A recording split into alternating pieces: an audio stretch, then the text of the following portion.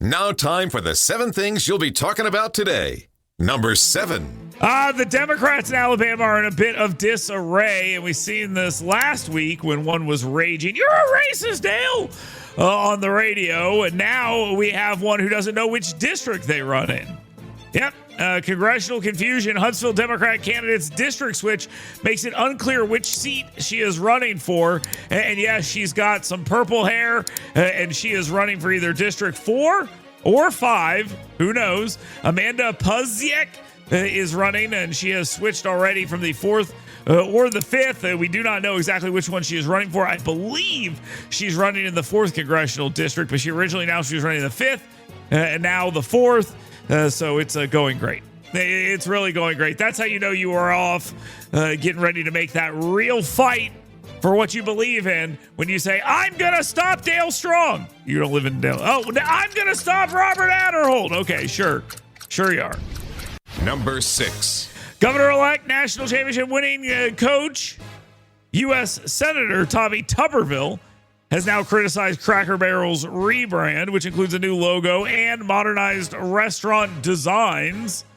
Let me go ahead and put that in quotes. Modernized restaurant and designs, vowing to never eat there again and accusing the chain of abandoning its traditional values, reflecting a broader conservative discontent.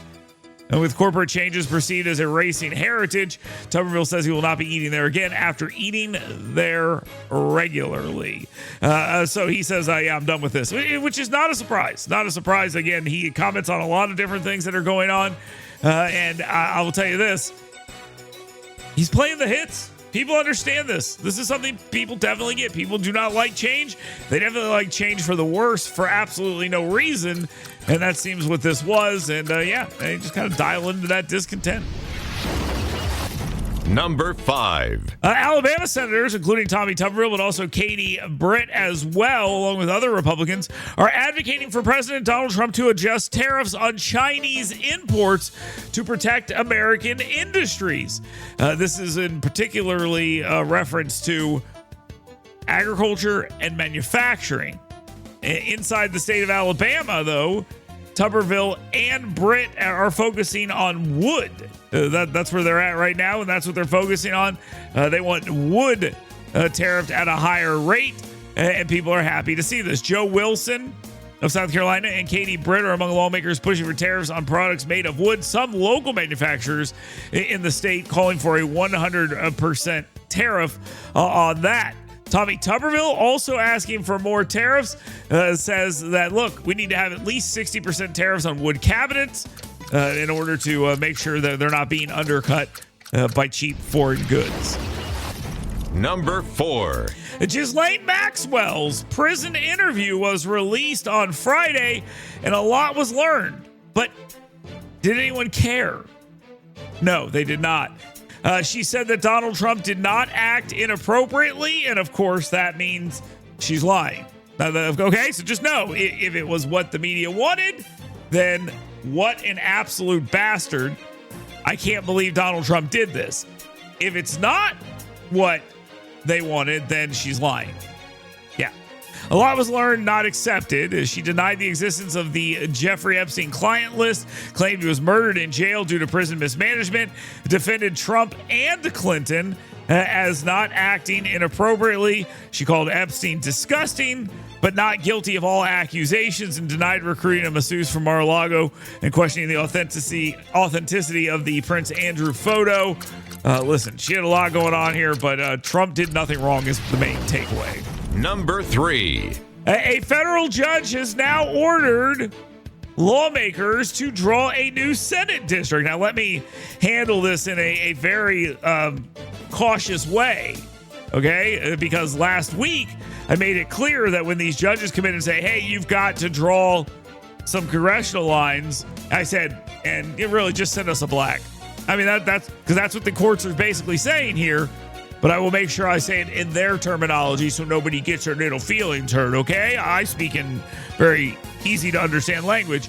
But they would like you to draw a map that ensures a majority black district.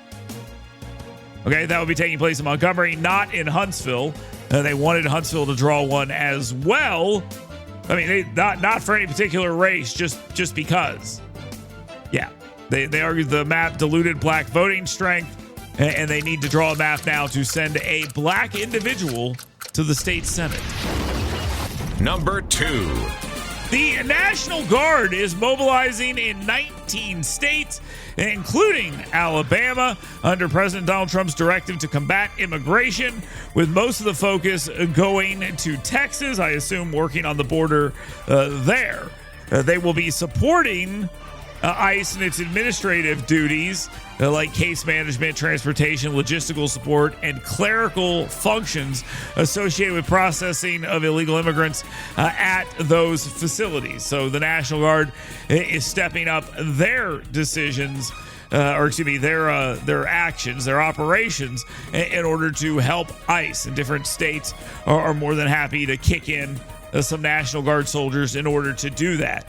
This comes ahead of calls for National Guard soldiers to be activated, potentially to help with law enforcement in various states. Now, notice you heard me say help with law enforcement, not do law enforcement. Now, time for the number 1 thing you'll be talking about today.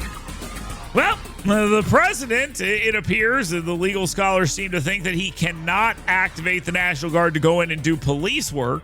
They can't do other things. But you know who can? Governors.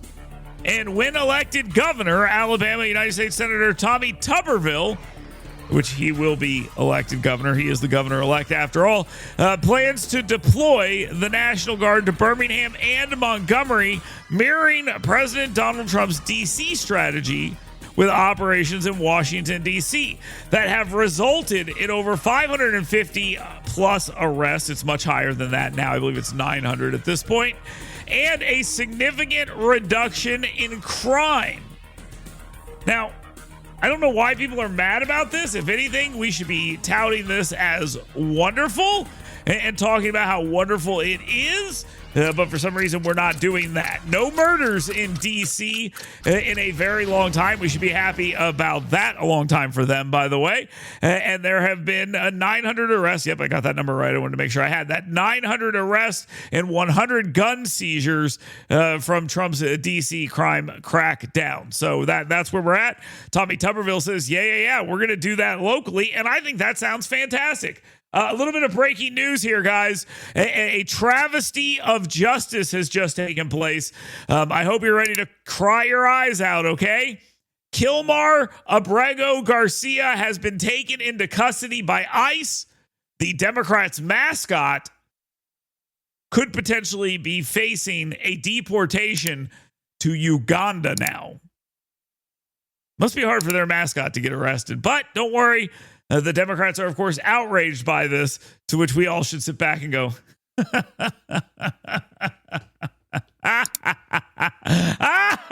we'll be right back. Get WBNN's Dale Jackson's 7 Things You Should Be Talking About Today right in your email box every morning. Go to yellowhammernews.com and sign up today.